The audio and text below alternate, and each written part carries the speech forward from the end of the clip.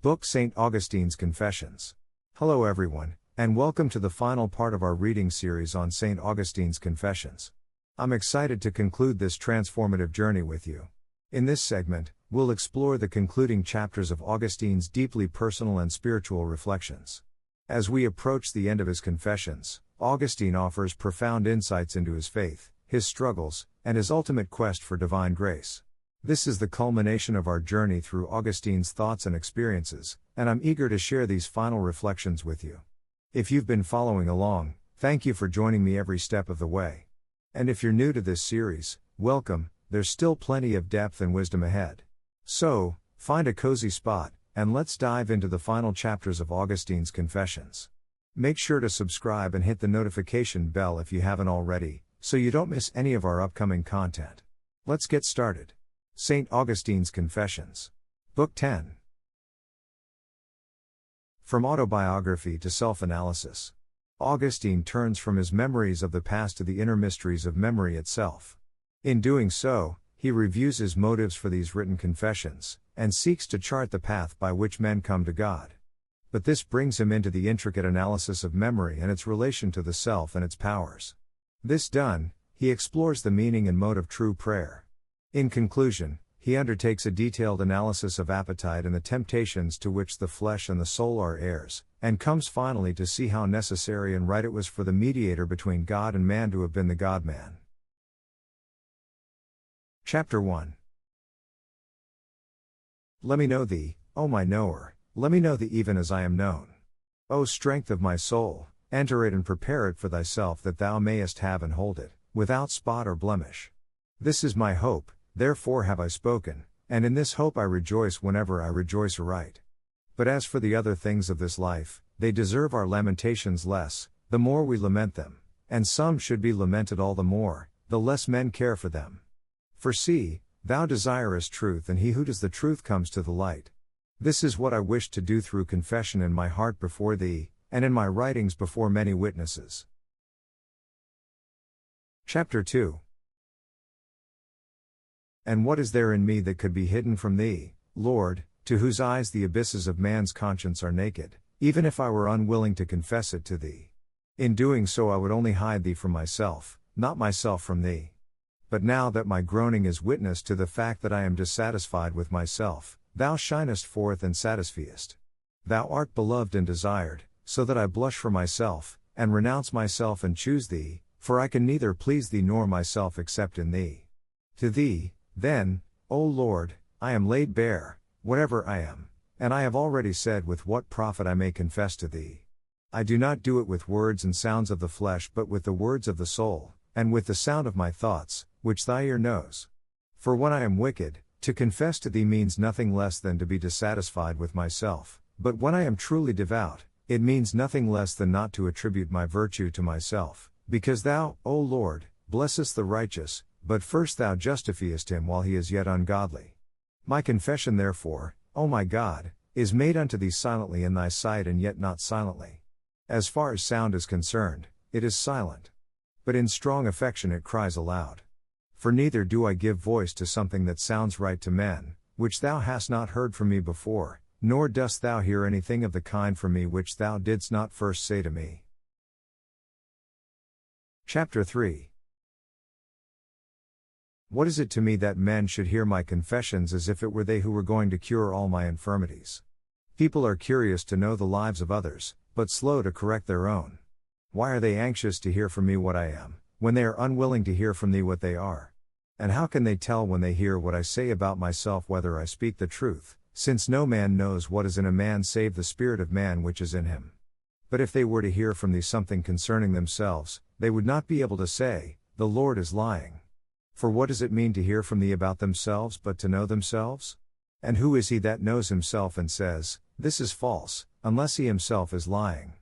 But, because love believes all things, at least among those who are bound together in love by its bonds, I confess to thee, O Lord, so that men may also hear. For if I cannot prove to them that I confess the truth, yet those whose ears love opens to me will believe me.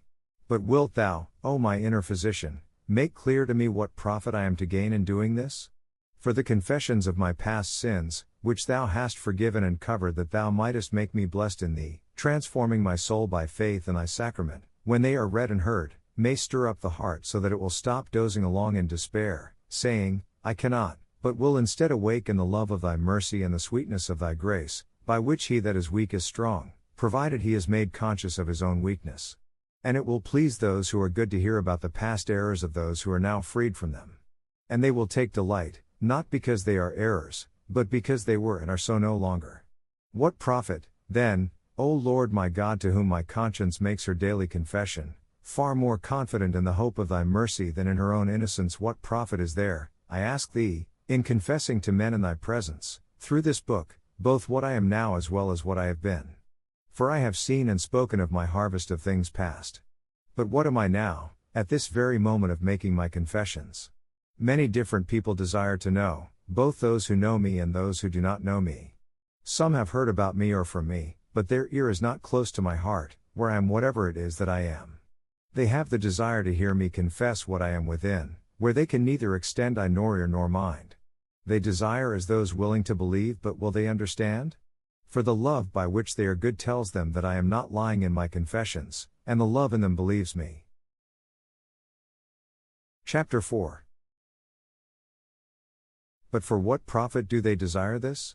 Will they wish me happiness when they learn how near I have approached thee, by thy gifts? And will they pray for me when they learn how much I am still kept back by my own weight? To such as these I will declare myself.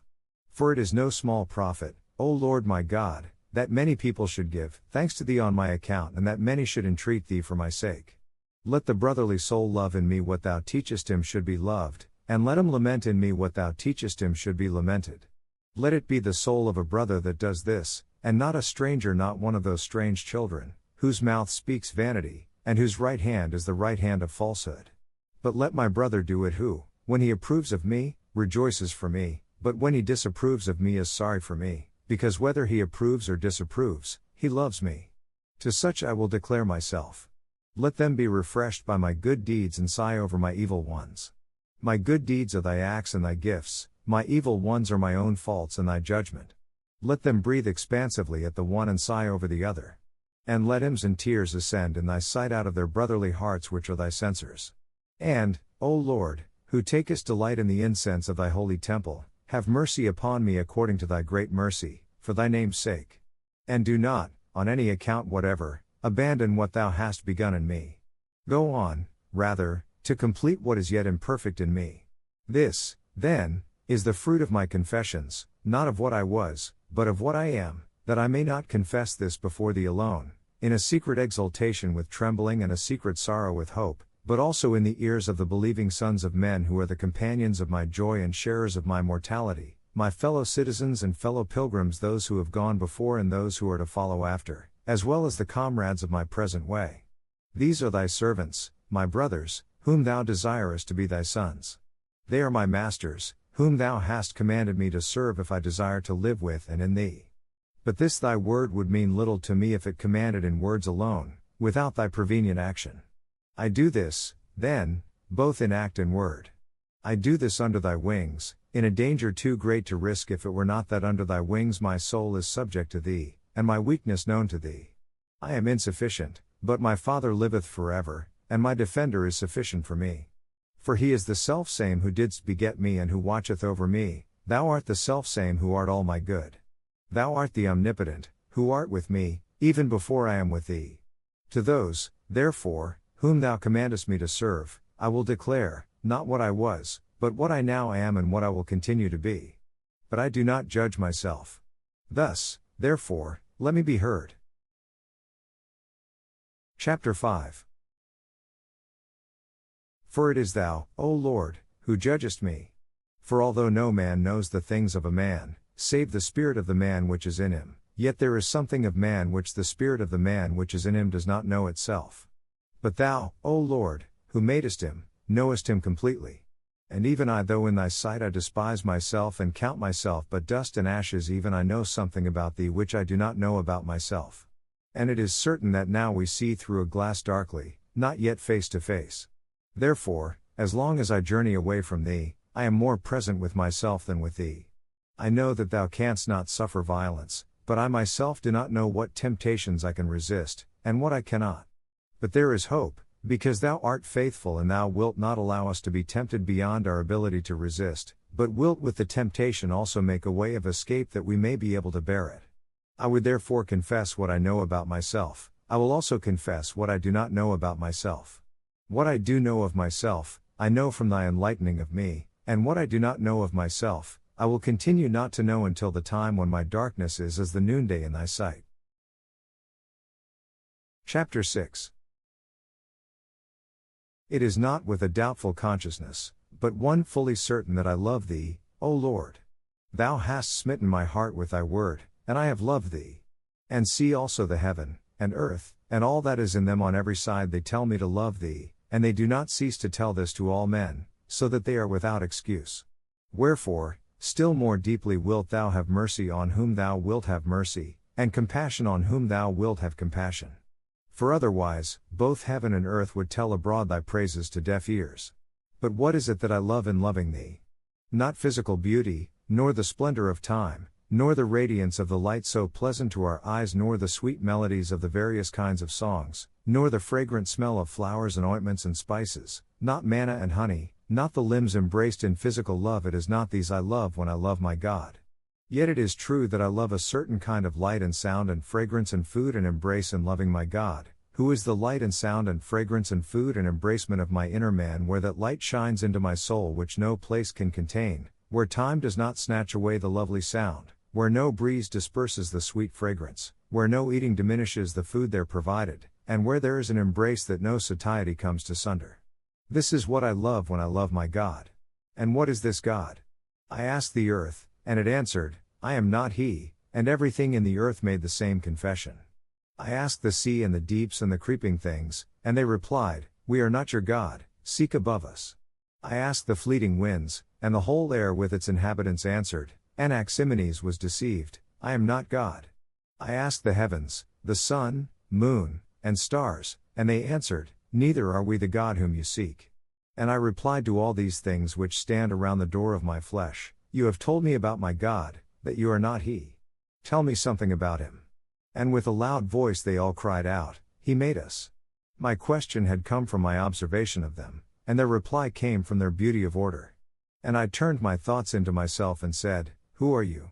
And I answered, A man. For see, there is in me both a body and a soul, the one without, the other within.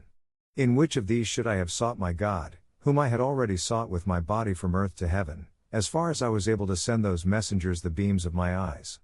But the inner part is the better part, for to it, as both ruler and judge, all these messengers of the senses report the answers of heaven and earth and all the things therein, who said, We are not God, but he made us. My inner man knew these things through the ministry of the outer man, and I, the inner man, knew all this I, the soul, through the senses of my body. I asked the whole frame of earth about my God, and it answered, I am not he, but he made me. Is not this beauty of form visible to all whose senses are unimpaired? Why, then, does it not say the same things to all? Animals, both small and great, see it, but they are unable to interrogate its meaning, because their senses are not endowed with the reason that would enable them to judge the evidence which the senses report. But man can interrogate it, so that the invisible things of him are clearly seen, being understood by the things that are made. But men love these created things too much, they are brought into subjection to them and, as subjects, are not able to judge. None of these created things reply to their questioners unless they can make rational judgments.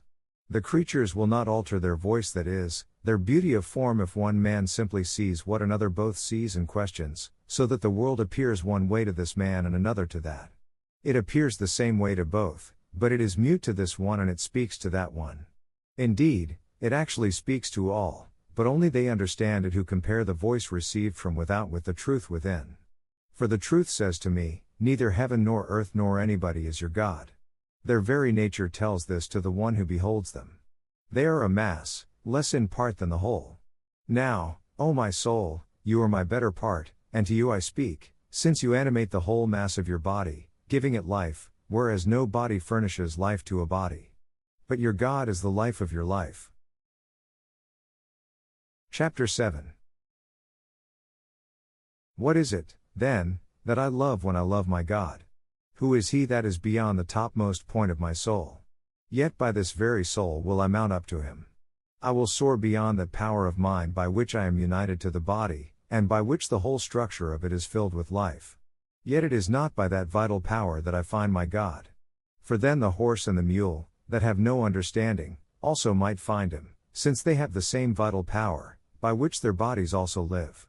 But there is, besides the power by which I animate my body, another by which I endow my flesh with sense, a power that the Lord hath provided for me, commanding that the eye is not to hear and the ear is not to see, but that I am to see by the eye and to hear by the ear, and giving to each of the other senses its own proper place and function, through the diversity of which I, the single mind, act. I will soar also beyond this power of mine, for the horse and mule have this too, for they also perceive through their bodily senses. Chapter 8. I will soar, then, beyond this power of my nature also, still rising by degrees toward him who made me. And I enter the fields and spacious halls of memory, where are stored as treasures the countless images that have been brought into them from all manner of things by the senses. There, in the memory, is likewise stored what we cogitate, either by enlarging or reducing our perceptions, or by altering one way or another those things which the senses have made contact with, and everything else that has been entrusted to it and stored up in it, which oblivion has not yet swallowed up and buried.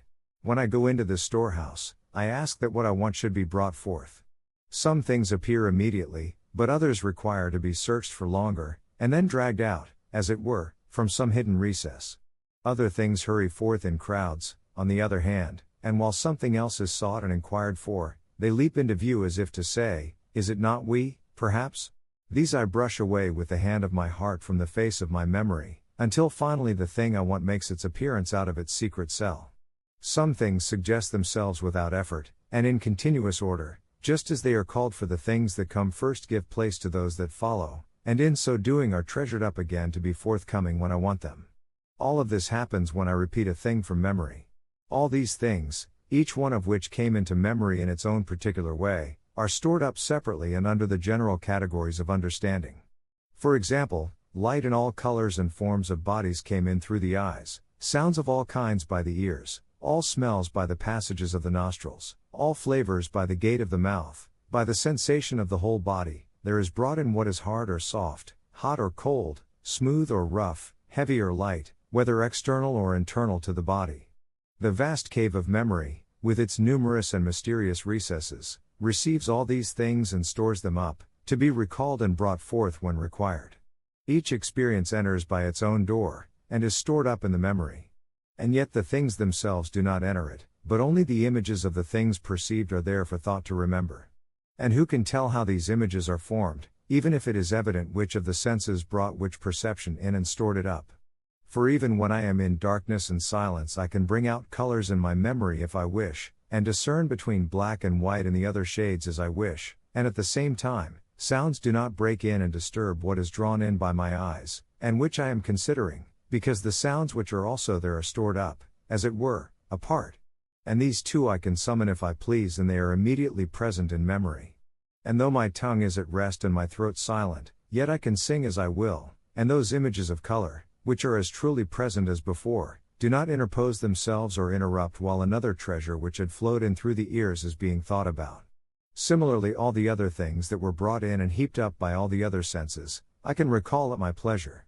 And I distinguish the scent of lilies from that of violets while actually smelling nothing, and I prefer honey to mead, a smooth thing to a rough, even though I am neither tasting nor handling them, but only remembering them.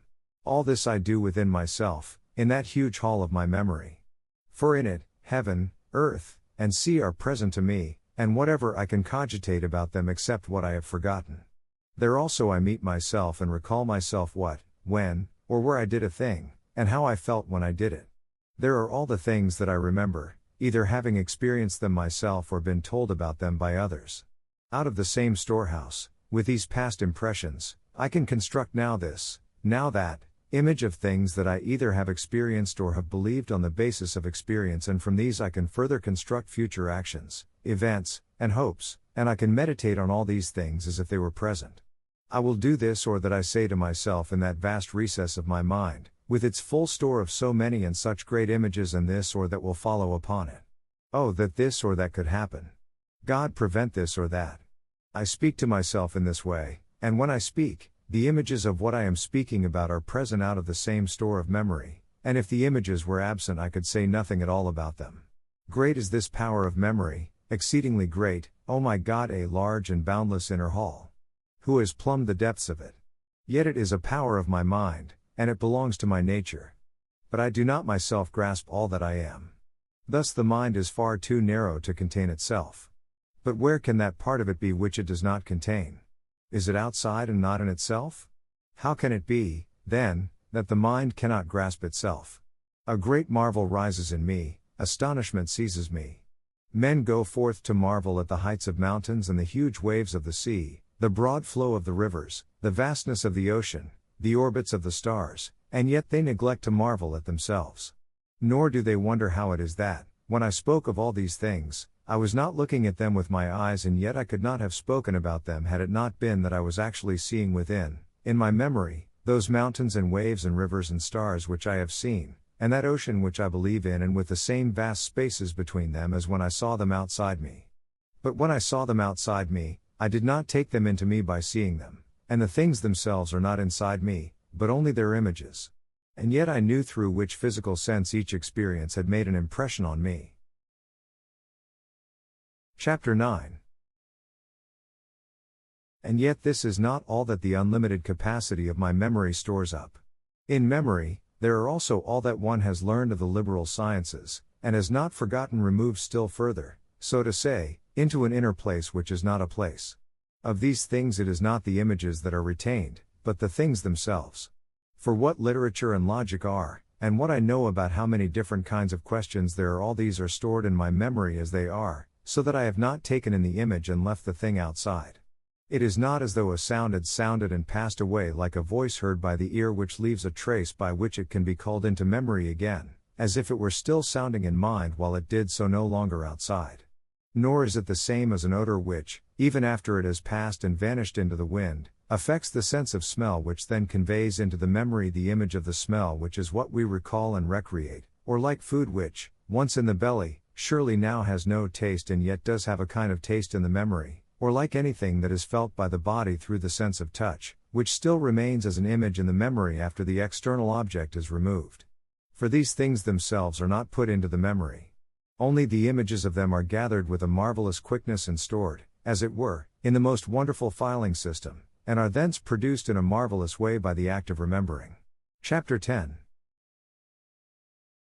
But now when I hear that there are three kinds of questions whether a thing is, what it is, of what kind it is, I do indeed retain the images of the sounds of which these words are composed, and I know that those sounds pass through the air with a noise and now no longer exist. But the things themselves which were signified by those sounds I never could reach by any sense of the body nor see them at all except by my mind. And what I have stored in my memory was not their signs, but the things signified. How they got into me, let them tell who can. For I examine all the gates of my flesh, but I cannot find the door by which any of them entered. For the eyes say, if they were colored, we reported that. The ears say, if they gave any sound, we gave notice of that. The nostrils say, if they smell, they passed in by us. The sense of taste says, if they have no flavor, don't ask me about them. The sense of touch says, if it had no bodily mass, I did not touch it, and if I never touched it, I gave no report about it. Whence and how did these things enter into my memory? I do not know. For when I first learned them, it was not that I believed them on the credit of another man's mind, but I recognized them in my own, and I saw them as true, took them into my mind and laid them up, so to say, where I could get at them again whenever I willed. There they were, then, even before I learned them, but they were not in my memory. Where were they, then? How does it come about that when they were spoken of, I could acknowledge them and say, so it is true, unless they were already in the memory, though far back and hidden, as it were, in the more secret caves, so that unless they had been drawn out by the teaching of another person, I should perhaps never have been able to think of them at all. Chapter 11. Thus we find that learning those things whose images we do not take in by our senses, but which we intuit within ourselves without images and as they actually are, is nothing else except the gathering together of those same things which the memory already contains, but in an indiscriminate and confused manner, and putting them together by careful observation as they are at hand in the memory, so that whereas they formerly lay hidden, scattered, or neglected, they now come easily to present themselves to the mind which is now familiar with them. And how many things of this sort my memory has stored up, which have already been discovered and, as I said, laid up for ready reference. These are the things we may be said to have learned and to know.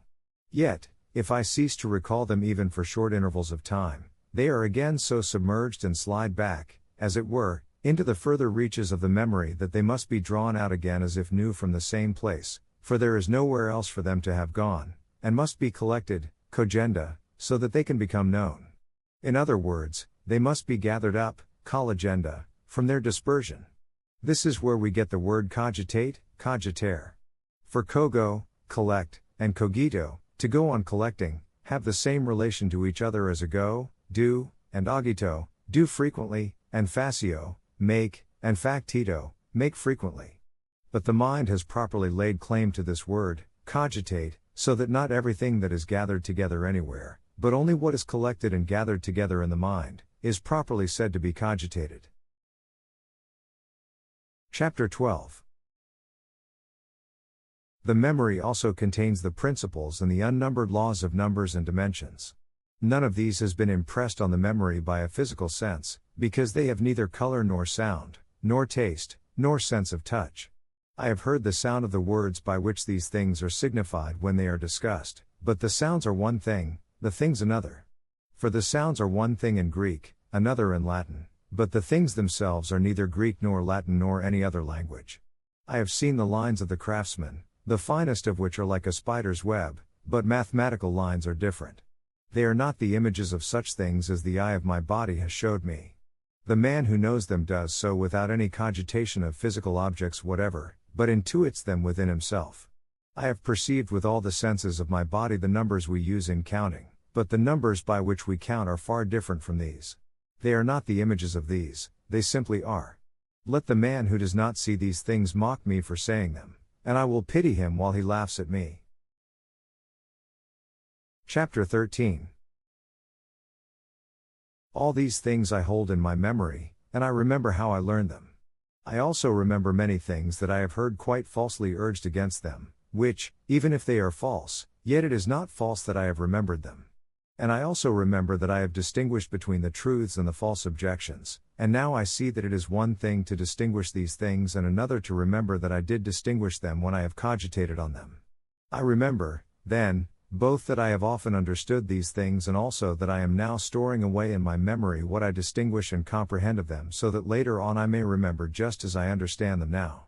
Therefore, I remember that I remembered, so that if afterward I call to mind that I once was able to remember these things, it will be through the power of memory that I recall it. Chapter 14. This same memory also contains the feelings of my mind, not in the manner in which the mind itself experienced them, but very differently according to a power peculiar to memory. For without being joyous now, I can remember that I once was joyous, and without being sad, I can recall my past sadness.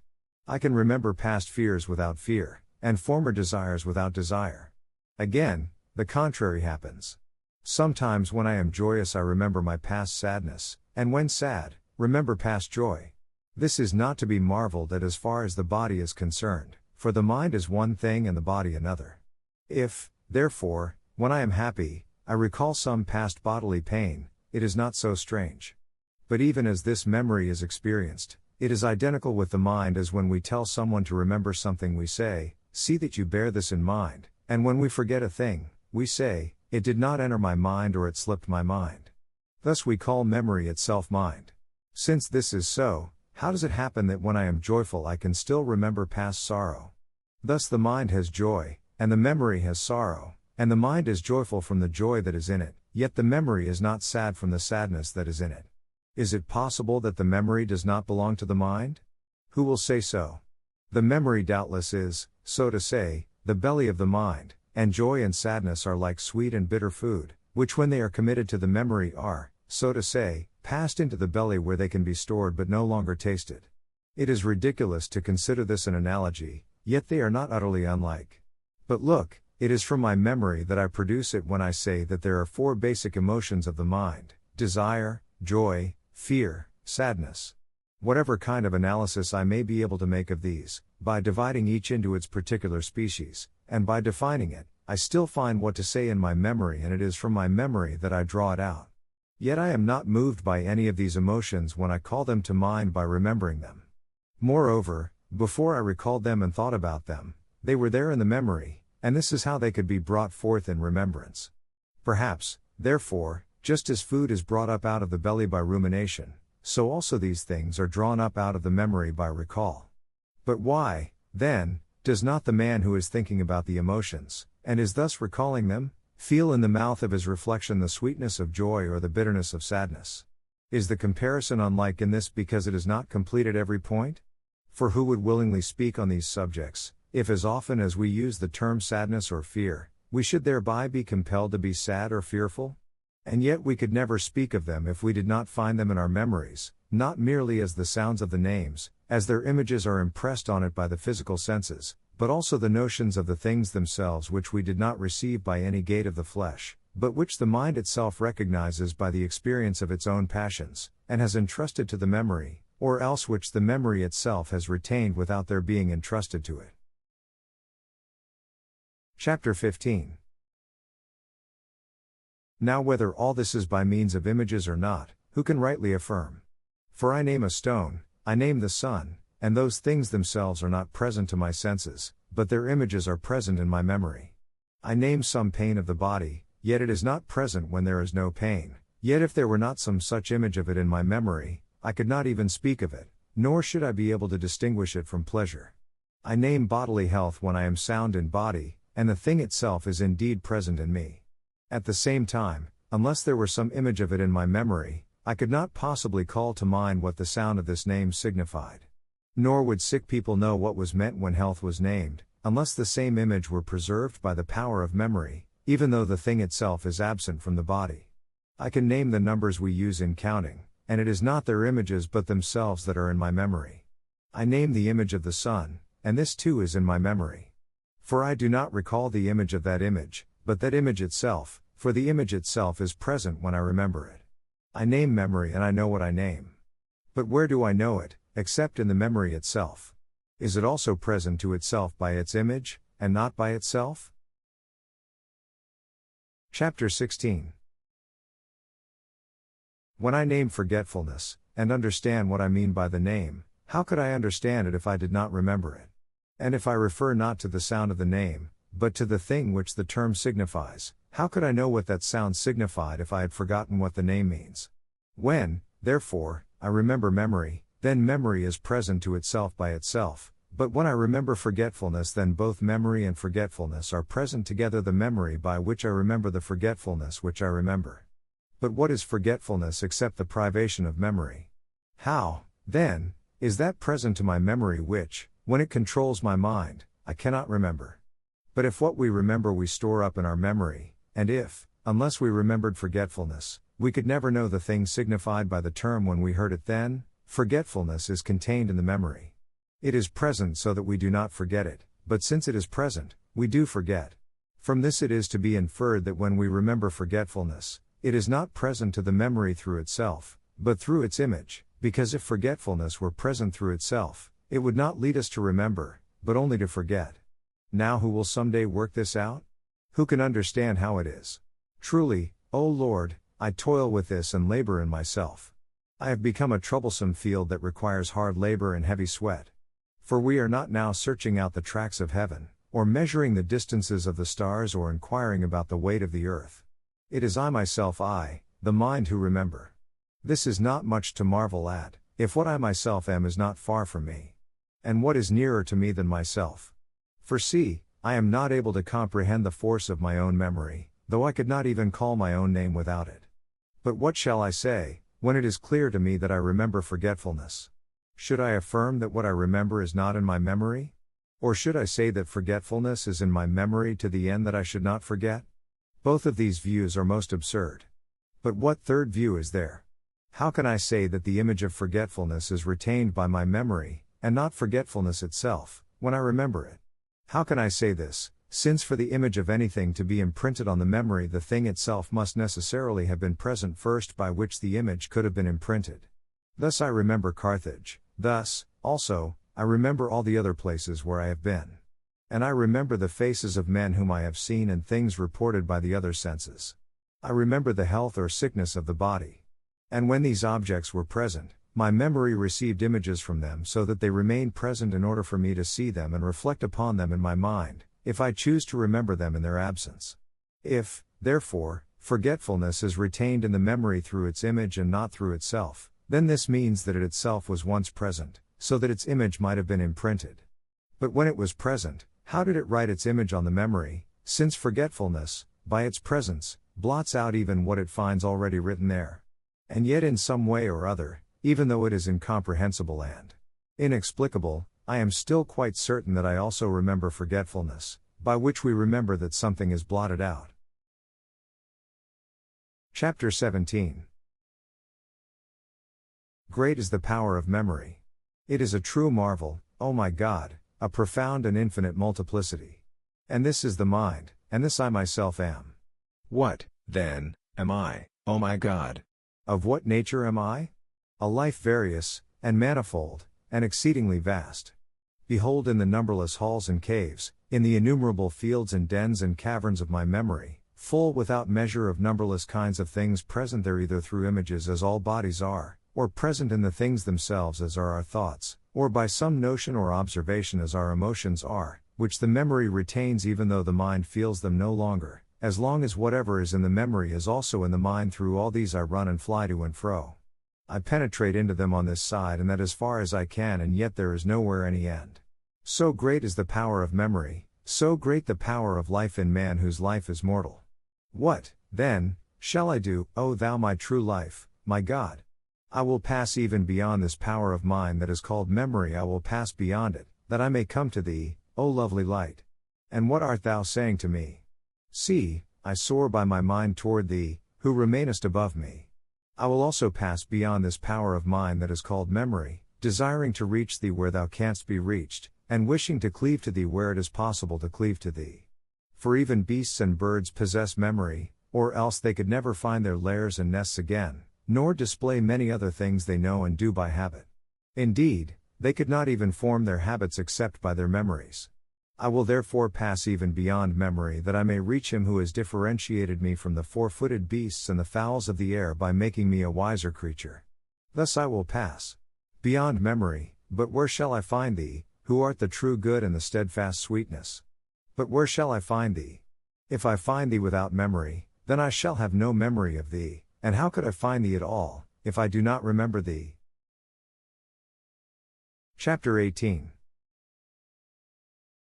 For the woman who lost her small coin 339 and searched for it with a light would never have found it unless she had remembered it. For when it was found, how could she have known whether it was the same coin, if she had not remembered it? I remember having lost and found many things, and I have learned this from that experience, that when I was searching for any of them and was asked, "Is this it? Is that it?" I answered, "No," until finally what I was seeking was shown to me. But if I had not remembered it, whatever it was, even though it was shown to me, I still would not have found it because I could not have recognized it. And this is the way it always is when we search for and find anything that is lost. Still, if anything is accidentally lost from sight, not from memory, as a visible body might be, its image is retained within, and the thing is searched for until it is restored to sight. And when the thing is found, it is recognized by the image of it which is within. And we do not say that we have found what we have lost unless we can recognize it, and we cannot recognize it unless we remember it. But all the while the thing lost to the sight was retained in the memory. Chapter 19. But what happens when the memory itself loses something, as when we forget anything and try to recall it? Where, finally, do we search, but in the memory itself? And there, if by chance one thing is offered for another, we refuse it until we meet with what we are looking for, and when we do, we recognize that this is it. But we could not do this unless we recognized it, nor could we have recognized it unless we remembered it. Yet we had indeed forgotten it. Perhaps the whole of it had not slipped out of our memory, but a part was retained by which the other lost part was sought for, Because the memory realized that it was not operating as smoothly as usual and was being held up by the crippling of its habitual working. Hence, it demanded the restoration of what was lacking. For example, if we see or think of some man we know, and, having forgotten his name, try to recall it if some other thing presents itself, we cannot tie it into the effort to remember, because it was not habitually thought of in association with him.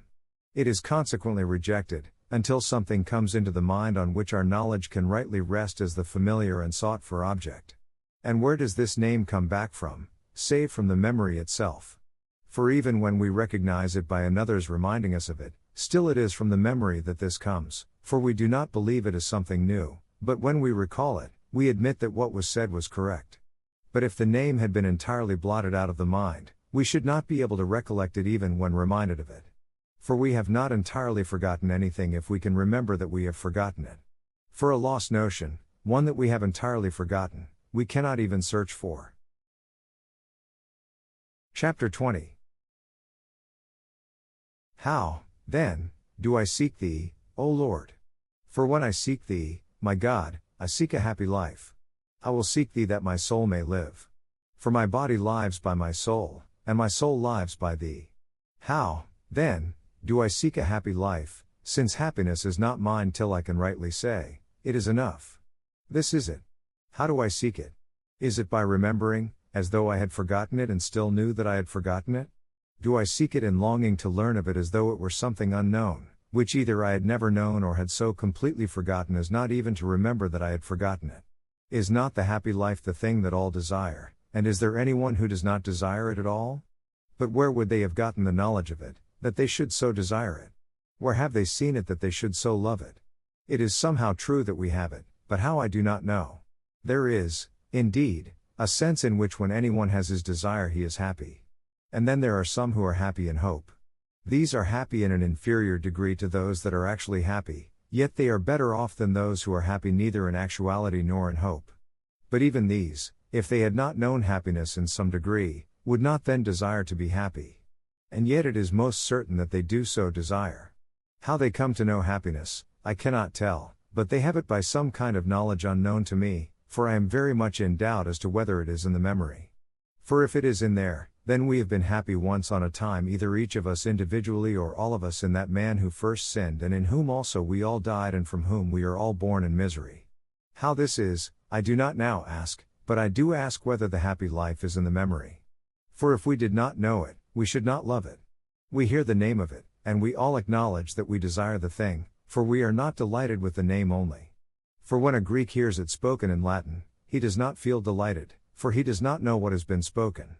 But we are as delighted as he would be in turn if he heard it in Greek, because the thing itself is neither Greek nor Latin, this happiness which Greeks and Latins and men of all the other tongues long so earnestly to obtain. It is, then, known to all, and if all could with one voice be asked whether they wished to be happy, there is no doubt they would all answer that they would. And this would not be possible unless the thing itself, which we name happiness, were held in the memory. Chapter 21. But is it the same kind of memory as one who having seen Carthage remembers it? No, for the happy life is not visible to the eye, since it is not a physical object. Is it the sort of memory we have for numbers? No, for the man who has these in his understanding does not keep striving to attain more. Now we know something about the happy life and therefore we love it, but still we wish to go on striving for it that we may be happy. Is the memory of happiness, then, something like the memory of eloquence?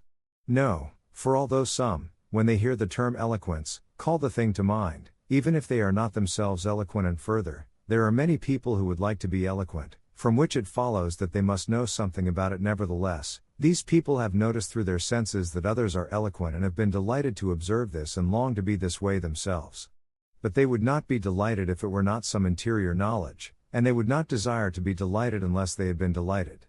But as for a happy life, there is no physical perception by which we experience it in others. Do we remember happiness, then, as we remember joy? It may be so, for I remember my joy even when I am sad, just as I remember a happy life when I am miserable. And I have never, through physical perception, either seen, heard, smelled, tasted, or touched my joy. But I have experienced it in my mind when I rejoiced, and the knowledge of it clung to my memory so that I can call it to mind, sometimes with disdain and at other times with longing, depending on the different kinds of things I now remember that I rejoiced in. For I have been bathed with a certain joy even by unclean things, which I now detest and execrate as I call them to mind. At other times, I call to mind with longing good and honest things, which are not any longer near at hand, and I am therefore saddened when I recall my former joy. Where and when did I ever experience my happy life that I can call it to mind and love it and long for it? It is not I alone or even a few others who wish to be happy, but absolutely everybody. Unless we knew happiness by a knowledge that is certain, we should not wish for it with a will which is so certain. Take this example: if two men were asked whether they wished to serve as soldiers, one of them might reply that he would, and the other that he would not, but if they were asked whether they wished to be happy, both of them would unhesitatingly say that they would. But the first one would wish to serve as a soldier and the other would not wish to serve, both from no other motive than to be happy. Is it, perhaps, that one finds his joy in this and another in that? Thus they agree in their wish for happiness just as they would also agree, if asked, in wishing for joy. Is this joy what they call a happy life? Although one could choose his joy in this way and another in that, all have one goal which they strive to attain, namely, to have joy. This joy, then, being something that no one can say he has not experienced, is therefore found in the memory and it is recognized whenever the phrase a happy life is heard. Chapter 22. Forbid it, O Lord, put it far from the heart of thy servant, who confesses to thee. Far be it from me to think I am happy because of any and all the joy I have. For there is a joy not granted to the wicked but only to those who worship thee thankfully, and this joy thou thyself art.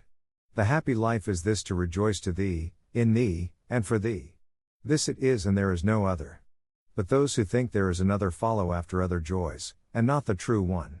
But their will is still not moved except by some image or shadow of joy. Chapter 23. Is it, then, uncertain that all men wish to be happy, since those who do not wish to find their joy in thee, which is alone the happy life, do not actually desire the happy life? Or, is it rather that all desire this, but because the flesh lusts against the spirit and the spirit against the flesh, so that they prevent you from doing what you would, you fall to doing what you are able to do and are content with that? For you do not want to do what you cannot do urgently enough to make you able to do it. Now I ask all men whether they would rather rejoice in truth or in falsehood. They will no more hesitate to answer, in truth, than to say that they wish to be happy. For a happy life is joy in the truth. Yet this is joy in thee, who art the truth, O God my light, the health of my countenance and my God.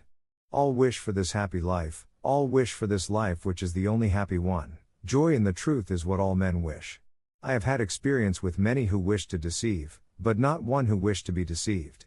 Where, then, did they ever know about this happy life, except where they knew also what the truth is? For they love it, too, since they are not willing to be deceived. And when they love the happy life, which is nothing else but joy in the truth, then certainly they also love the truth. And yet they would not love it if there were not some knowledge of it in the memory. Why, then, do they not rejoice in it? Why are they not happy? Because they are so fully preoccupied with other things which do more to make them miserable than those which would make them happy, which they remember so little about. Yet there is a little light in men. Let them walk in it, lest the darkness overtake them. Why, then, does truth generate hatred, and why does thy servant who preaches the truth come to be an enemy to them who also love the happy life, which is nothing else than joy in the truth, unless it be that truth is loved in such a way that those who love something else besides her wish that to be the truth which they do love? Since they are unwilling to be deceived, they are unwilling to be convinced that they have been deceived. Therefore, they hate the truth for the sake of whatever it is that they love in place of the truth. They love truth when she shines on them, and hate her when she rebukes them. And since they are not willing to be deceived, but do wish to deceive, they love truth when she reveals herself and hate her when she reveals them. On this account, she will so repay them that those who are unwilling to be exposed by her she will indeed expose against their will, and yet will not disclose herself to them. Thus, truly thus, the human mind so blind and sick, so base and ill-mannered, desires to lie hidden, but does not wish that anything should be hidden from it. And yet the opposite is what happens: the mind itself is not hidden from the truth, but the truth is hidden from it. Yet even so, for all its wretchedness, it still prefers to rejoice in truth rather than in known falsehoods. It will, then, be happy only when without other distractions it comes to rejoice in that single truth through which all things else are true. Chapter 24. Behold how great a territory I have explored in my memory seeking thee, O Lord.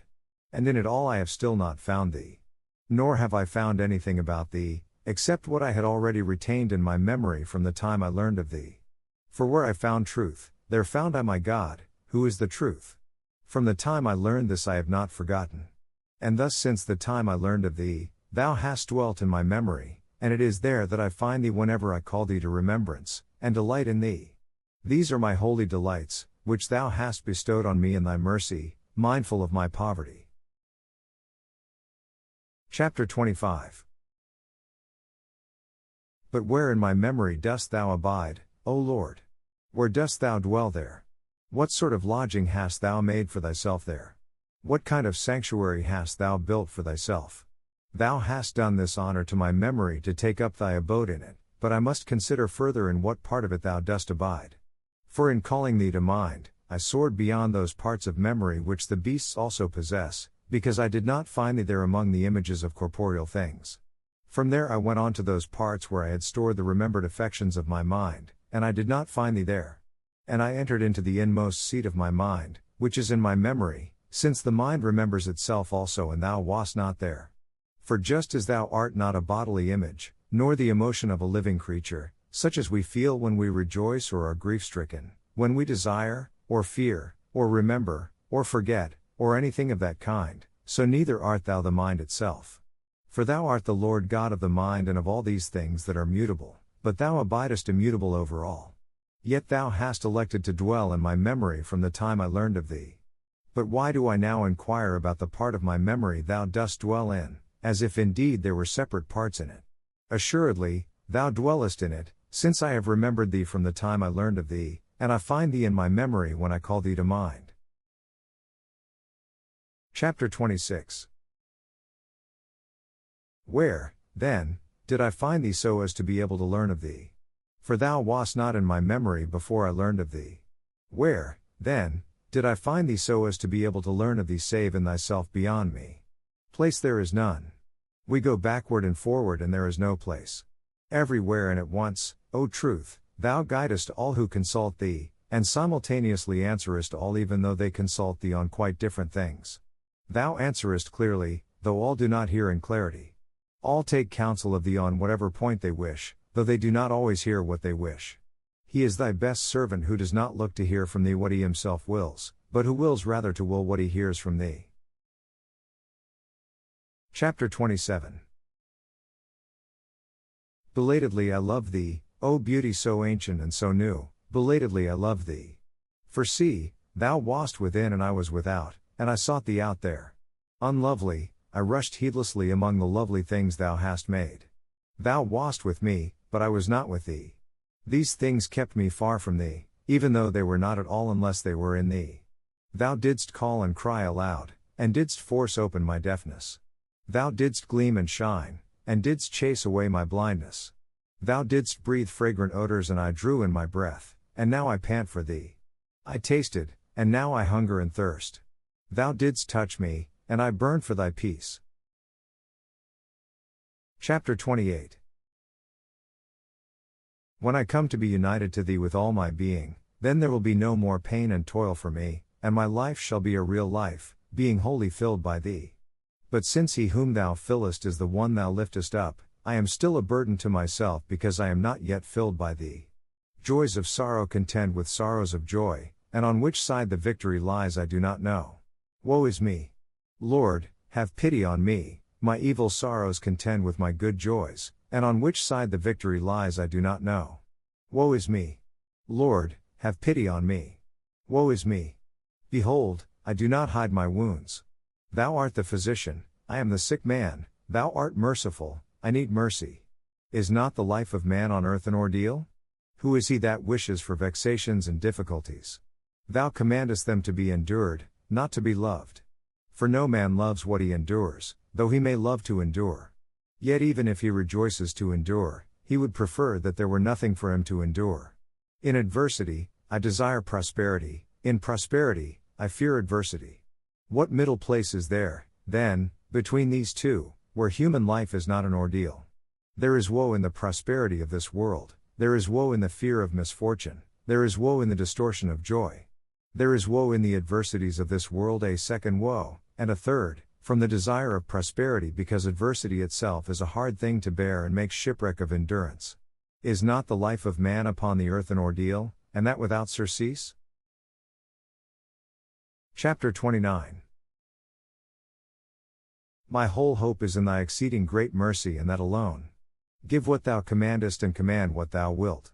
Thou commandest continence from us, and when I knew, as it is said, that no one could be continent unless God gave it to him, even this was a point of wisdom to know whose gift it was. For by continence we are bound up and brought back together in the one, whereas before we were scattered abroad among the many. For he loves thee too little who loves along with thee anything else that he does not love for thy sake, O love, who dost burn forever and art never quenched. O love, O my God, enkindle me. Thou commandest continence, give what thou commandest, and command what thou wilt. Chapter 30. Obviously thou commandest that I should be continent from the lust of the flesh, and the lust of the eyes, and the pride of life. Thou commandest me to abstain from fornication, and as for marriage itself, thou hast counseled something better than what thou dost allow. And since thou gavest it, it was done even before I became a minister of thy sacrament. But there still exist in my memory, of which I have spoken so much, the images of such things as my habits had fixed there. These things rush into my thoughts with no power when I am awake, but in sleep they rush in, not only so as to give pleasure, but even to obtain consent, and what very closely resembles the deed itself. Indeed, the illusion of the image prevails to such an extent, in both my soul and my flesh, that the illusion persuades me when sleeping to what the reality cannot do when I am awake. Am I not myself at such a time, O Lord my God? And is there so much of a difference between myself awake and myself in the moment when I pass from waking to sleeping, or return from sleeping to waking? Where, then, is the power of reason which resists such suggestions when I am awake? For even if the things themselves be forced upon it, I remain unmoved. Does reason cease when the eyes close? Is it put to sleep with the bodily senses? But in that case, how does it come to pass that even in slumber we often resist, and with our conscious purposes in mind, continue most chastely in them, and yield no assent to such allurements? Yet there is at least this much difference, that when it happens otherwise in dreams, when we wake up, we return to peace of conscience. And it is by this difference between sleeping and waking that we discover that it was not we who did it, while we still feel sorry that in some way it was done in us. Is not thy hand, O Almighty God, able to heal all the diseases of my soul, and, by thy more and more abundant grace, to quench even the lascivious motions of my sleep? Thou wilt increase thy gifts in me more and more, O Lord, that my soul may follow me to thee, wrenched free from the sticky glue of lust, so that it is no longer in rebellion against itself, even in dreams, that it neither commits nor consents to these debasing corruptions which come through sensual images and which result in the pollution of the flesh. For it is no great thing for the Almighty, who is able to do more than we can ask or think, to bring it about that no such influence, not even one so slight that a nod might restrain it, should afford gratification to the feelings of a chaste person even when sleeping. This could come to pass not only in this life but even at my present age. But what I am still in this way of wickedness I have confessed unto my good Lord, rejoicing with trembling in what thou hast given me, and grieving in myself for that in which I am still imperfect. I am trusting that thou wilt perfect thy mercies in me, to the fullness of that peace which both my inner and outward being shall have with thee when death is swallowed up in victory. Chapter 31. There is yet another evil of the day to which I wish I were sufficient. By eating and drinking we restore the daily losses of the body until that day when thou destroyest both food and stomach, when thou wilt destroy this emptiness with an amazing fullness, and wilt clothe this corruptible with an eternal incorruption. But now the necessity of habit is sweet to me, and against this sweetness must I fight, lest I be enthralled by it. Thus I carry on a daily war by fasting, constantly bringing my body into subjection, after which my pains are banished by pleasure. For hunger and thirst are actual pain. They consume and destroy like fever does, unless the medicine of food is at hand to relieve us. And since this medicine at hand comes from the comfort we receive in thy gifts, even our calamity is called pleasure. This much thou hast taught me, that I should learn to take food as medicine. But during that time when I pass from the pinch of emptiness to the contentment of fullness, it is in that very moment that the snare of appetite lies baited for me. For the passage itself is pleasant, there is no other way of passing thither, and necessity compels us to pass.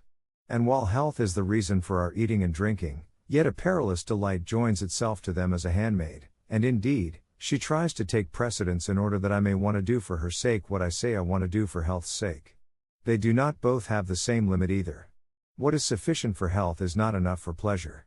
And it is often a matter of doubt whether it is the needful care of the body that still calls for food or whether it is the sensual snare of desire still wanting to be served. In this uncertainty my unhappy soul rejoices, and uses it to prepare an excuse as a defense. It is glad that it is not clear as to what is sufficient for the moderation of health, so that under the pretense of health it may conceal its projects for pleasure. These temptations I daily endeavor to resist, and I summon thy right hand to my help and cast my perplexities onto thee, for I have not yet reached a firm conclusion in this matter. I hear the voice of my God commanding, let not your heart be overcharged with surfeiting and drunkenness. Drunkenness is far from me. Thou wilt have mercy that it does not come near me. But surfeiting sometimes creeps upon thy servant. Thou wilt have mercy that it may be put far from me. For no man can be continent unless thou give it. Many things that we pray for thou givest us, and whatever good we received before we prayed for it, we receive it from thee, so that we might afterward know that we did receive it from thee. I never was a drunkard, but I have known drunkards made into sober men by thee. It was also thy doing that those who never were drunkards have not been, and likewise, it was from thee that those who have been might not remain so always. And it was likewise from thee that both might know from whom all this came. I heard another voice of thine, do not follow your lusts and refrain yourself from your pleasures. And by thy favor I have also heard this saying in which I have taken much delight, neither if we eat are we the better, nor if we eat not are we the worse. This is to say that neither shall the one make me to abound, nor the other to be wretched. I heard still another voice, for I have learned, in whatsoever state I am, therewith to be content. I know how to be abased and I know how to abound. I can do all things through Christ who strengtheneth me. See here a soldier of the heavenly army, not the sort of dust we are. But remember, O Lord, that we are dust and that thou didst create man out of the dust, and that he was lost, and is found. Of course, he, the Apostle Paul, could not do all this by his own power. He was of the same dust he whom I loved so much and who spoke of these things through the afflatus of thy inspiration. I can, he said, do all things through him who strengtheneth me.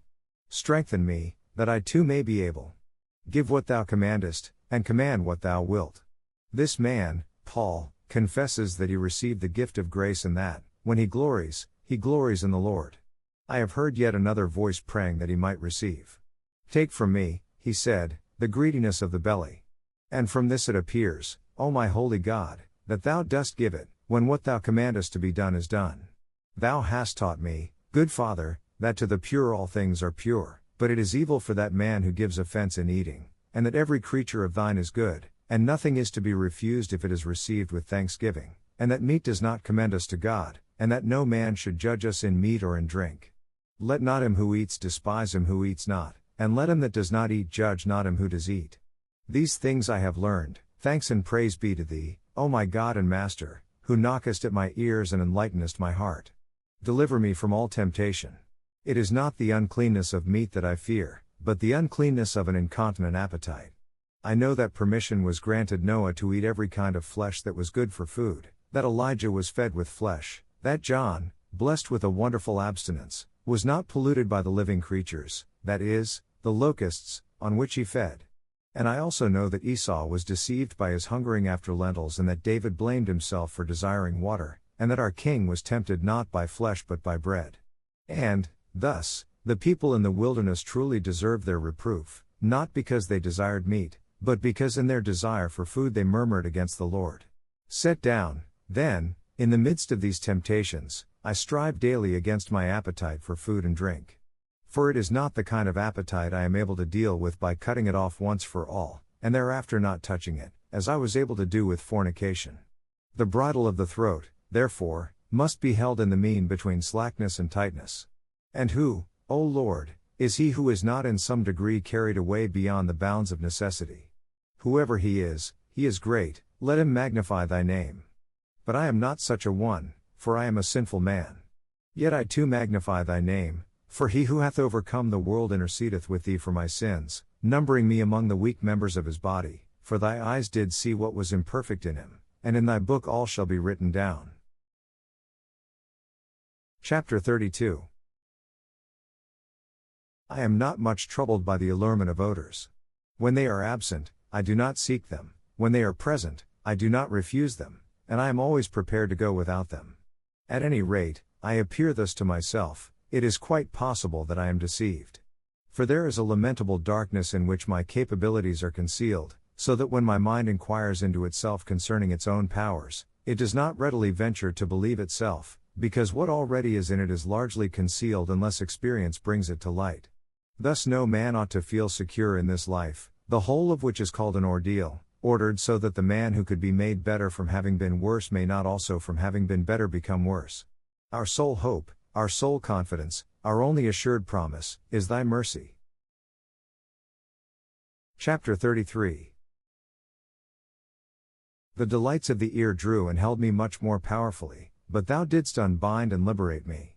In those melodies which thy words inspire when sung with a sweet and trained voice, I still find repose, yet not so as to cling to them, but always so as to be able to free myself as I wish. But it is because of the words which are their life that they gain entry into me and strive for a place of proper honor in my heart, and I can hardly assign them a fitting one. Sometimes, I seem to myself to give them more respect than is fitting, when I see that our minds are more devoutly and earnestly inflamed in piety by the holy words when they are sung than when they are not. And I recognize that all the diverse affections of our spirits have their appropriate measures in the voice and song, to which they are stimulated by I know not what secret correlation.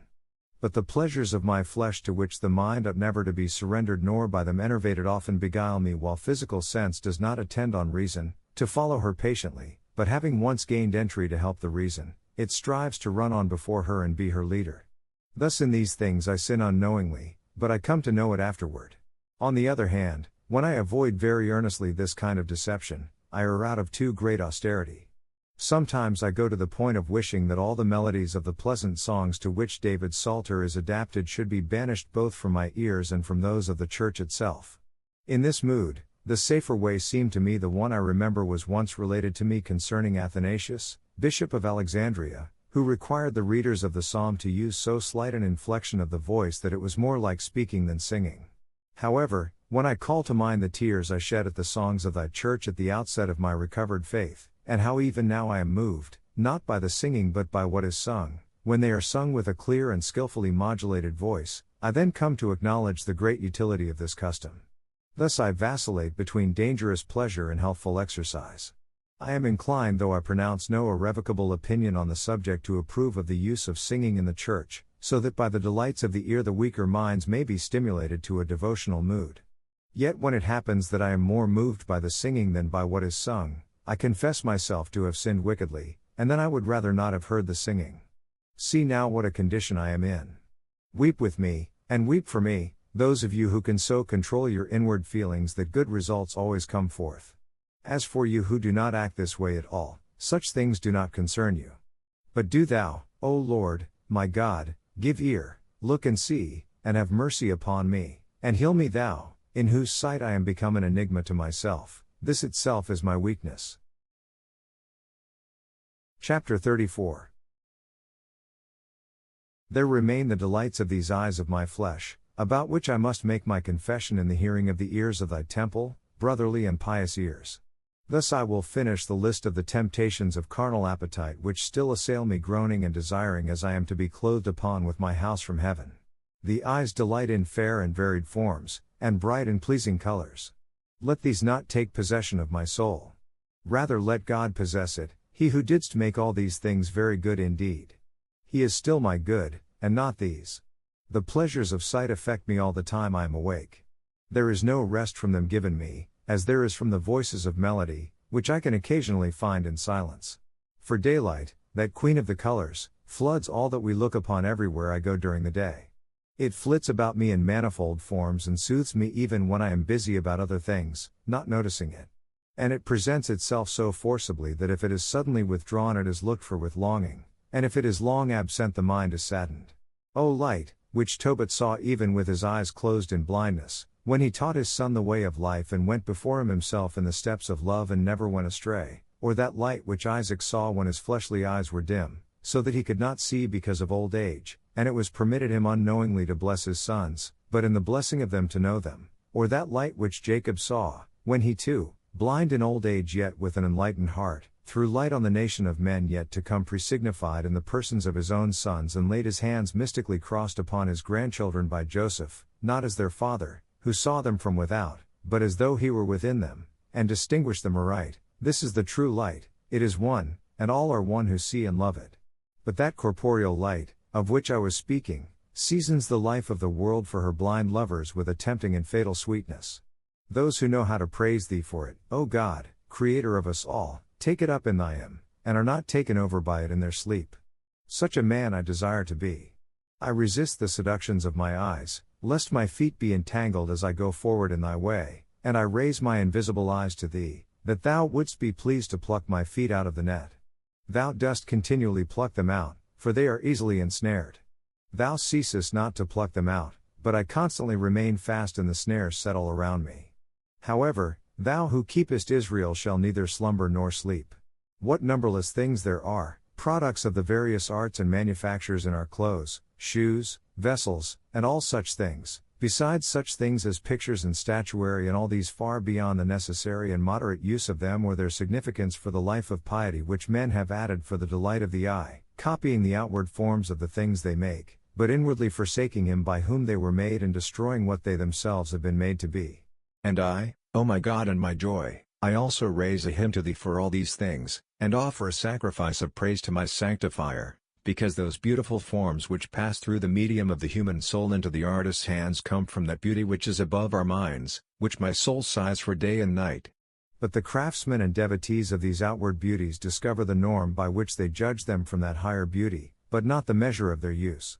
Still, even if they do not see it, it is there nevertheless, to guard them from wandering astray, and to keep their strength for thee, and not dissipate it in delights that pass into boredom. And for myself, though I can see and understand this, I am still entangled in my own course with such beauty, but thou wilt rescue me, O Lord, thou wilt rescue me, for thy lovingkindness is before my eyes. For I am captivated in my weakness, but thou in thy mercy dost rescue me, sometimes without my knowing it, because I had only lightly fallen, at other times, the rescue is painful because I was stuck fast. Chapter 35. Besides this, there is yet another form of temptation still more complex in its peril. For in addition to the fleshly appetite which strives for the gratification of all senses and pleasures in which its slaves perish because they separate themselves from thee, there is also a certain vain and curious longing in the soul, rooted in the same bodily senses, which is cloaked under the name of knowledge and learning, not having pleasure in the flesh, but striving for new experiences through the flesh. This longing, since its origin is our appetite for learning, and since the sight is the chief of our senses in the acquisition of knowledge, is called in the divine language the lust of the eyes. For seeing is a function of the eyes, yet we also use this word for the other senses as well, when we exercise them in the search for knowledge. We do not say, listen how it glows, smell how it glistens, taste how it shines, or feel how it flashes, since all of these are said to be seen. And we do not simply say, see how it shines, which only the eyes can perceive, but we also say, see how it sounds, see how it smells, see how it tastes, see how hard it is. Thus, as we said before, the whole round of sensory experience is called the lust of the eyes, because the function of seeing, in which the eyes have the principal role, is applied by analogy to the other senses when they are seeking after any kind of knowledge. From this, then, one can the more clearly distinguish whether it is pleasure or curiosity that is being pursued by the senses. For pleasure pursues objects that are beautiful, melodious, fragrant, savory, soft. But curiosity, seeking new experiences, will even seek out the contrary of these, not with the purpose of experiencing the discomfort that often accompanies them, but out of a passion for experimenting and knowledge. For what pleasure is there in the sight of a lacerated corpse, which makes you shudder? And yet if there is one lying close by, we flock to it, as if to be made sad and pale. People fear lest they should see such a thing even in sleep, just as they would if, when awake, someone compelled them to go and see it, or if some rumor of its beauty had attracted them. This is also the case with the other senses. It would be tedious to pursue a complete analysis of it. This malady of curiosity is the reason for all those strange sights exhibited in the theater. It is also the reason why we proceed to search out the secret powers of nature, those which have nothing to do with our destiny, which do not profit us to know about, and concerning which men desire to know only for the sake of knowing. And it is with this same motive of perverted curiosity for knowledge that we consult the magical arts. Even in religion itself, this prompting drives us to make trial of God when signs and wonders are eagerly asked of Him, not desired for any saving end, but only to make trial of Him. In such a wilderness so vast, crammed with snares and dangers, behold how many of them I have lopped off and cast from my heart, as Thou, O God of my salvation, hast enabled me to do. And yet, when would I dare to say, since so many things of this sort still buzz around our daily lives, when would I dare to say that no such motive prompts my seeing or creates a vain curiosity in me? It is true that now the theaters never attract me, nor do I now care to inquire about the courses of the stars, and my soul has never sought answers from the departed spirits. All sacrilegious oaths I abhor. And yet, O Lord my God, to whom I owe all humble and single-hearted service, with what subtle suggestion the enemy still influences me to require some sign from Thee. But by our King, and by Jerusalem, our pure and chaste homeland, I beseech Thee that where any consenting to such thoughts is now far from me, so may it always be farther and farther. And when I entreat Thee for the salvation of any man, the end I aim at is something more than the entreating. Let it be that as Thou dost what Thou wilt, Thou dost also give me the grace willingly to follow Thy lead. Now, really, in how many of the most minute and trivial things my curiosity is still daily tempted, and who can keep the tally on how often I succumb? How often, when people are telling idle tales, we begin by tolerating them lest we should give offense to the sensitive, and then gradually we come to listen willingly. I do not nowadays go to the circus to see a dog chase a rabbit, but if by chance I pass such a race in the fields, it quite easily distracts me even from some serious thought and draws me after it, not that I turn aside with my horse, but with the inclination of my mind. And unless, by showing me my weakness, Thou dost speedily warn me to rise above such a sight to Thee by a deliberate act of thought, or else to despise the whole thing and pass it by, then I become absorbed in the sight, vain creature that I am. How is it that when I am sitting at home a lizard catching flies, or a spider entangling them as they fly into her webs, oftentimes arrests me? Is the feeling of curiosity not the same just because these are such tiny creatures? From them I proceed to praise Thee, the wonderful Creator and Disposer of all things, but it is not this that first attracts my attention. It is one thing to get up quickly and another thing not to fall, and of both such things my life is full, and my only hope is in Thy exceeding great mercy. For when this heart of ours is made the depot of such things and is overrun by the throng of these abounding vanities, then our prayers are often interrupted and disturbed by them. Even while we are in Thy presence and direct the voice of our hearts to Thy ears, such a great business as this is broken off by the inroads of I know not what idle thoughts. Chapter 36. Shall we, then, also reckon this vain curiosity among the things that are to be but lightly esteemed? Shall anything restore us to hope except Thy complete mercy, since Thou hast begun to change us?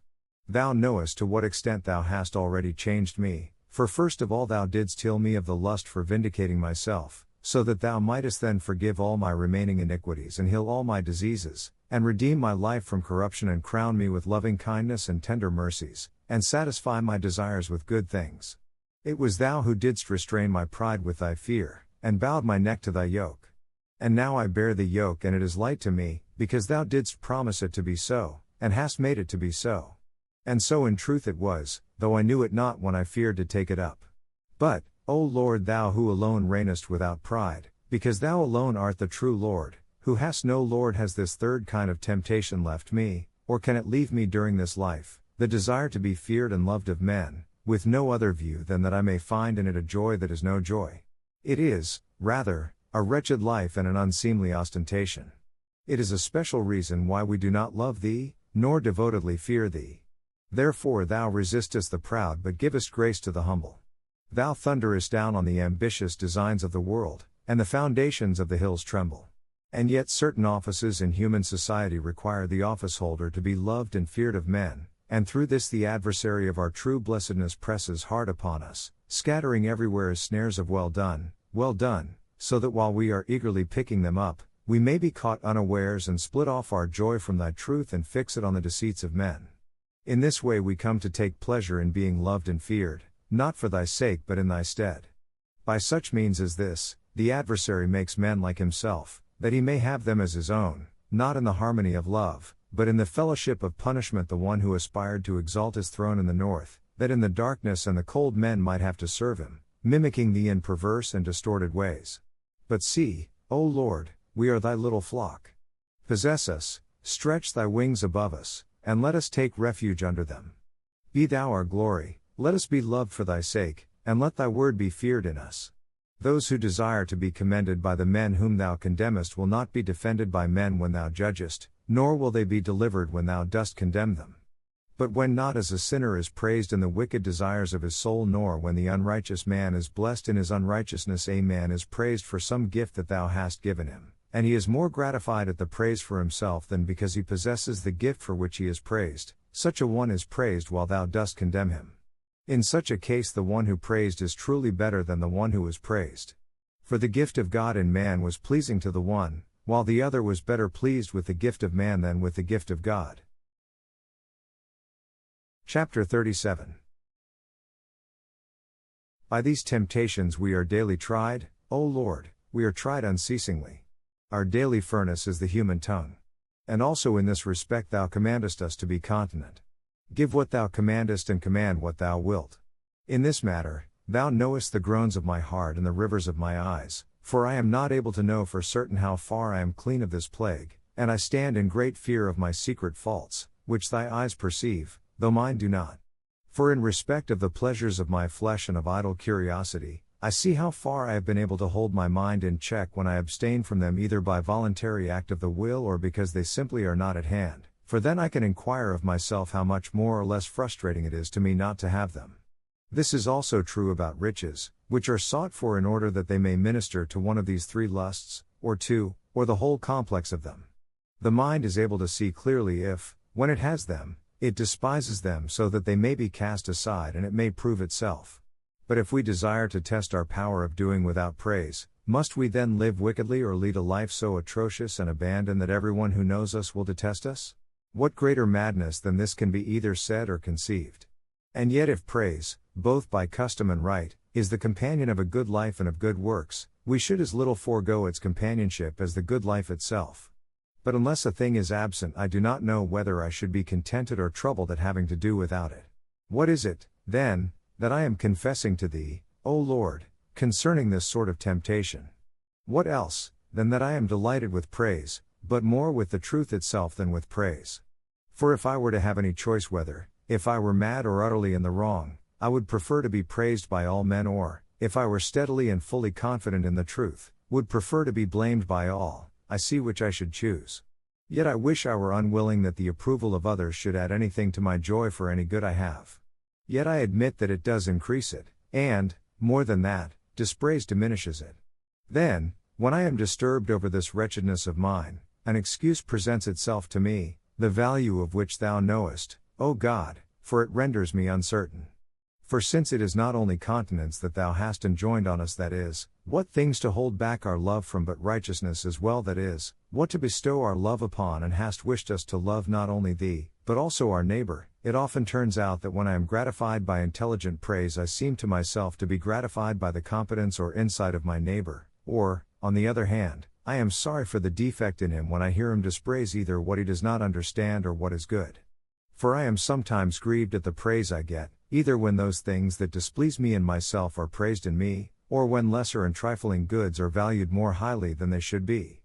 But, again, how do I know whether I feel this way because I am unwilling that he who praises me should differ from me concerning myself, not because I am moved with any consideration for him, but because the good things that please me in myself are more pleasing to me when they also please another?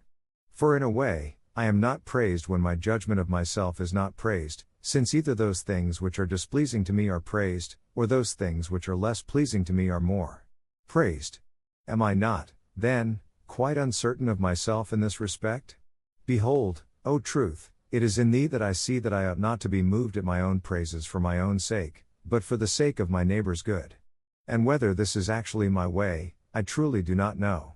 On this score I know less of myself than thou dost. I beseech thee now, O my God, to reveal myself to me also, that I may confess to my brethren, who are to pray for me in those matters where I find myself weak. Let me once again examine myself the more diligently. If, in my own praise, I am moved with concern for my neighbor, why am I less moved if some other man is unjustly dispraised than when it happens to me? Why am I more irritated at that reproach which is cast on me than at one which is, with equal injustice, cast upon another in my presence? Am I ignorant of this also? Or is it still true that I am deceiving myself, and do not keep the truth before thee in my heart and tongue? Put such madness far from me, O Lord, lest my mouth be to me the oil of sinners, to anoint my head. Chapter 38. I am needy and poor. Still, I am better when in secret groanings I displease myself and seek thy mercy until what is lacking in me is renewed and made complete for that peace which the eye of the proud does not know. The reports that come from the mouth and from actions known to men have in them a most perilous temptation to the love of praise. This love builds up a certain complacency in one's own excellency, and then goes around collecting solicited compliments. It tempts me, even when I inwardly reprove myself for it, and this precisely because it is reproved. For a man may often glory vainly in the very scorn of vainglory, and in this case it is not any longer the scorn of vainglory in which he glories, for he does not truly despise it when he inwardly glories in it. Chapter 39. Within us there is yet another evil arising from the same sort of temptation. By it they become empty who please themselves in themselves, although they do not please or displease or aim at pleasing others. But in pleasing themselves they displease thee very much, not merely taking pleasure in things that are not good as if they were good, but taking pleasure in thy good things as if they were their own, or even as if they were thine but still as if they had received them through their own merit, or even as if they had them through thy grace, still without this grace with their friends, but as if they envied that grace to others. In all these and similar perils and labors, thou perceivest the agitation of my heart, and I would rather feel my wounds being cured by thee than not inflicted by me on myself. Chapter 40. Where hast thou not accompanied me, O Truth, teaching me both what to avoid and what to desire, when I have submitted to thee what I could understand about matters here below, and have sought thy counsel about them? With my external senses I have viewed the world as I was able and have noticed the life which my body derives from me and from these senses of mine. From that stage I advanced inwardly into the recesses of my memory, the manifold chambers of my mind, marvelously full of unmeasured wealth. And I reflected on this and was afraid, and could understand none of these things without thee and found thee to be none of them. Nor did I myself discover these things, I who went over them all and labored to distinguish and to value everything according to its dignity, accepting some things upon the report of my senses and questioning about others which I thought to be related to my inner self, distinguishing and numbering the reporters themselves, and in that vast storehouse of my memory, investigating some things, depositing other things, taking out still others. Neither was I myself when I did this, that is, that ability of mine by which I did it, nor was it thou, for thou art that never failing light from which I took counsel about them all, whether they were what they were, and what was their real value. In all this I heard thee teaching and commanding me. And this I often do, and this is a delight to me, and as far as I can get relief from my necessary duties, I resort to this kind of pleasure. But in all these things which I review when I consult thee, I still do not find a secure place for my soul save in thee, in whom my scattered members may be gathered together and nothing of me escape from thee. And sometimes thou introducest me to a most rare and inward feeling, an inexplicable sweetness. If this were to come to perfection in me, I do not know to what point life might not then arrive. But still, by these wretched weights of mine, I relapse into these common things, and am sucked in by my old customs and am held. I sorrow much, yet I am still closely held. To this extent, then, the burden of habit presses us down. I can exist in this fashion, but I do not wish to do so. In that other way I wish I were, but cannot be. In both ways I am wretched. Chapter 41. And now I have thus considered the infirmities of my sins, under the headings of the three major lusts, and I have called thy right hand to my aid. For with a wounded heart I have seen thy brightness, and having been beaten back I cried, who can attain to it? I am cut off from before thy eyes. Thou art the truth, who presidest over all things, but I, because of my greed, did not wish to lose thee. But still, along with thee, I wished also to possess a lie, just as no one wishes to lie in such a way as to be ignorant of what is true. By this I lost thee, for thou wilt not condescend to be enjoyed along with a lie. Chapter 42. Whom could I find to reconcile me to thee? Should I have approached the angels? What kind of prayer? What kind of rites? Many who were striving to return to thee and were not able of themselves have, I am told, tried this and have fallen into a longing for curious visions and deserve to be deceived. Being exalted, they sought thee in their pride of learning, and they thrust themselves forward rather than beating their breasts. And so by a likeness of heart, they drew to themselves the princes of the air, their conspirators and companions in pride, by whom they were deceived by the power of magic. Thus they sought a mediator by whom they might be cleansed, but there was none. For the mediator they sought was the devil, disguising himself as an angel of light. And he allured their proud flesh the more because he had no fleshly body. They were mortal and sinful, but thou, O Lord, to whom they arrogantly sought to be reconciled, art immortal and sinless. But a mediator between God and man ought to have something in him like God and something in him like man, lest in being like man he should be far from God, or if only like God he should be far from man, and so should not be a mediator. That deceitful mediator, then, by whom, by thy secret judgment, human pride deserves to be deceived, had one thing in common with man, that is, his sin. In another respect, he would seem to have something in common with God, for not being clothed with the mortality of the flesh, he could boast that he was immortal. But since the wages of sin is death, what he really has in common with men is that, together with them, he is condemned to death. Chapter 43. But the true mediator, whom thou in thy secret mercy hast revealed to the humble, and hast sent to them so that through his example they also might learn the same humility, that mediator between God and man, the man Christ Jesus, appeared between mortal sinners and the immortal just one. He was mortal as men are mortal, he was righteous as God is righteous, and because the reward of righteousness is life and peace, he could, through his righteousness united with God, cancel the death of justified sinners, which he was willing to have in common with them. Hence he was manifested to holy men of old, to the end that they might be saved through faith in his passion to come, even as we through faith in his passion which is past. As man he was mediator, but as the Word he was not something in between the two, because he was equal to God, and God with God, and, with the Holy Spirit, one God. How hast thou loved us, O good Father, who didst not spare thy only Son, but didst deliver him up for us wicked ones. How hast thou loved us, for whom he who did not count it robbery to be equal with thee became obedient unto death, even the death of the cross. He alone was free among the dead. He alone had power to lay down his life and power to take it up again, and for us he became to thee both victor and victim, and victor because he was the victim. For us, he was to thee both priest and priest because he was the sacrifice. Out of slaves, he maketh us thy sons, because he was born of thee and did serve us. Rightly, then, is my hope fixed strongly on him, that thou wilt heal all my diseases through him, who sitteth at thy right hand and maketh intercession for us. Otherwise I should utterly despair. For my infirmities are many and great, indeed, they are very many and very great. But thy medicine is still greater. Otherwise, we might think that thy word was removed from union with man, and despair of ourselves, if it had not been that he was made flesh and dwelt among us. Terrified by my sins and the load of my misery, I had resolved in my heart and considered flight into the wilderness. But thou didst forbid me, and thou didst strengthen me, saying that since Christ died for all, they who live should not henceforth live unto themselves, but unto him who died for them. Behold, O Lord, I cast all my care on thee, that I may live and behold wondrous things out of thy law. Thou knowest my incompetence and my infirmities, teach me and heal me. Thy only Son, he in whom are hid all the treasures of wisdom and knowledge, hath redeemed me with his blood.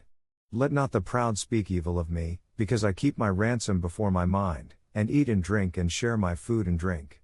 For, being poor, I desire to be satisfied from him, together with those who eat and are satisfied, and they shall praise the Lord that seek him.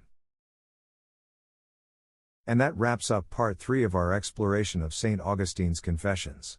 We've journeyed through the depths of Augustine's final reflections, witnessing his profound insights and spiritual realizations. His Confessions provide a powerful conclusion to his narrative of faith and transformation. I hope you found these final chapters as moving and thought-provoking as I did.